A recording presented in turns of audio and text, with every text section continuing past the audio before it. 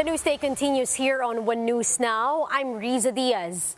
Vice President Leni Robredo denies that Communist Party of the Philippines founder Jose Maria Sison is her advisor.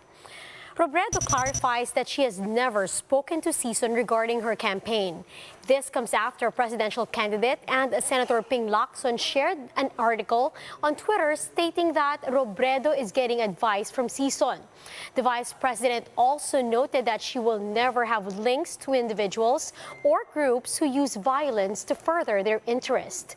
Robredo said that their lawyers are now exploring possible charges against individuals behind these claims. Manila Mayor Isko Moreno greeted Vice President Leni on her birthday, but with what seems like another dig at his rival. Moreno said that he wishes the Vice President all the best and he knows that she's in a good place, referencing a similar greeting by Robredo for actress Kim Chiu. Now, the Manila Mayor also denied that they did not allow Robredo's camp to hold campaign activities in the city. Kanina nga lang nagsinungaling na naman sila Ano pong particular po doon? di ba nag-post sila na hindi raw sila binigyan ng permit. Kayo testigo mismo Di ba kayo testigo? Pag buka pa lang ng February 8, di ba, you were there, all of you. Ang sabi ko sa Maynila, hindi kailangan ng permit. The government has provided new housing and cash assistance for former NPA rebels in Sultan Kudarat. Gemma Vansenia with a story. 10 former members of the New People's Army in Sultan Kudarat have received their brand new house and lot from the government after surrendering and laying down their firearms. The houses, which cost 450,000 pesos each, were fully concrete and furnished. The Philippine Army's 54th Engineer Brigade made the homes of the former rebels using the National Housing Authority's funds. Isa ito sa naging formula na kung saan pinilit ng ating mahal na gobernador kasama ng ating mahal na mayor na tugunan ang mga pangangailangan ng ating mga kapatid na katutubo. Aside from getting house and lot, each former rebel will receive 50,000 pesos each. Among the recipients is alias Nonoy, who cannot believe that his family will have their own home. Salamat sa gobyerno kay Salamat sa ibinigay na bahay. Mahal na bahay. Galing kami sa bukid. Salamat sa gobyerno. Ang gobyerno, di man mangako pero nandyan. May nakikita kami. Ang NPA wala talaga. Pangalawang buhay na namin to. He also has a message to his former colleagues. sa karon tani nga kun ang bilin pa Sana mag-surrender na kayo. Open ang gobyerno. May ibibigay sila. may 40 more houses will be provided for former rebels in Sultan Kudarat. For News 5, Gemma Vansenia, we are One News. We'll be back with more stories after the break. Keep it here on One News.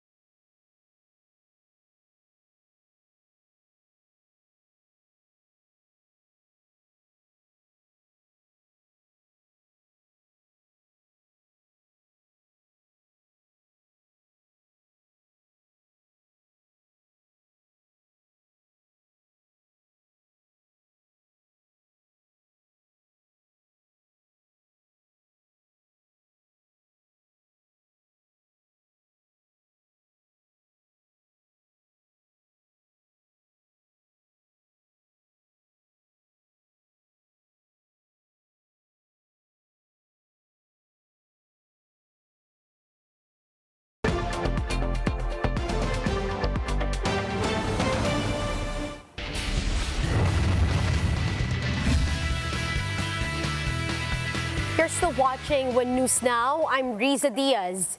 The Philippine women's volleyball team's training in Brazil is now in full swing as they prepare for the upcoming Southeast Asian Games. Gretchen Ho with a story. Just a few weeks before the Hanoi Southeast Asian Games, it's been non-stop training for the national women's volleyball team in Brazil. And the results have been showing. Recently, the team scored 2 wins against 2 club teams, the towering squads of Ceci Sorocaba and Barueri VC. 4 mainstays, Abby Maraño and Eliza Valdez, they attribute the success from the efficient training program of head coach Jorge De Brito. Even if we're lacking also with some skills, they make it to a point na they will give us time also to enhance and improve all those mga skills na kailangan namin. Ngayon parang mas sa akin, mas nakita ko na grabe yung intensity na binibigay ng bawat isa. Walang tapon. Kasi sa ensayo, walang petics eh. Meanwhile, fresh off her Japan V-League stint, Jaja Santiago said that fans can expect improvements, especially on their defense. Siguro yung, kahit di ako dumidepensa, yung mga part na paano kasi madalas ang training namin talaga ball control sa tayo. The team also got a boost from the 2-time Olympic gold medalist Sergio Santos. Sergio, who is a legendary libero, provided some inspiration. Come the last stretch of the national team's training camp, the biggest focus will be their chemistry. Limited time to let the girls gel and learn the system that we prepared. So, yung mga tune-up matches namin will be the gauge. The SEA Games volleyball tournament is slated from May 13 to May 22. The team is optimistic that they will have a better finish in this year's games. Gretchen Ho, we are One News.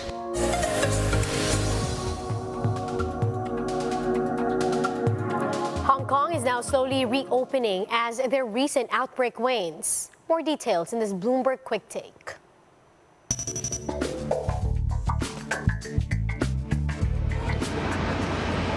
Gyms, beauty parlors, and cinemas are among those opening their doors for the first time in Hong Kong since January the 7th.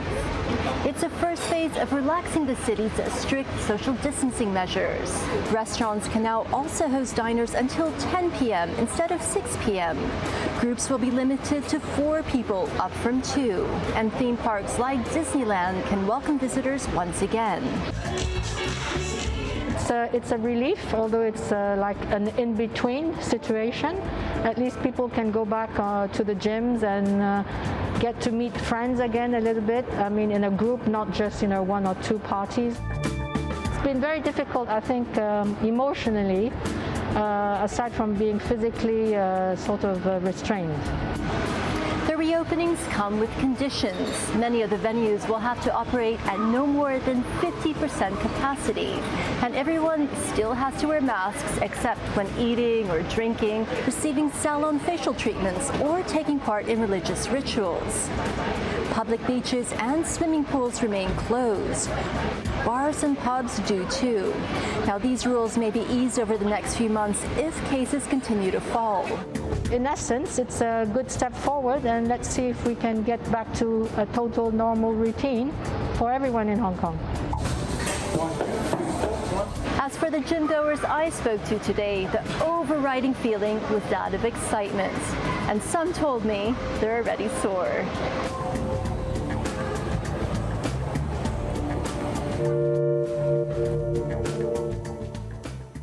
And those are the top stories of the hour. Join us later again at 1:30 in the afternoon as we continue to monitor the day's biggest stories. You can also catch One News on Signal Play app.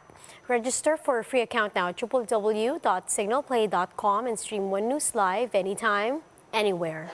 I'm Riza Diaz. Mask on, wash hands, and stay safe, Philippines.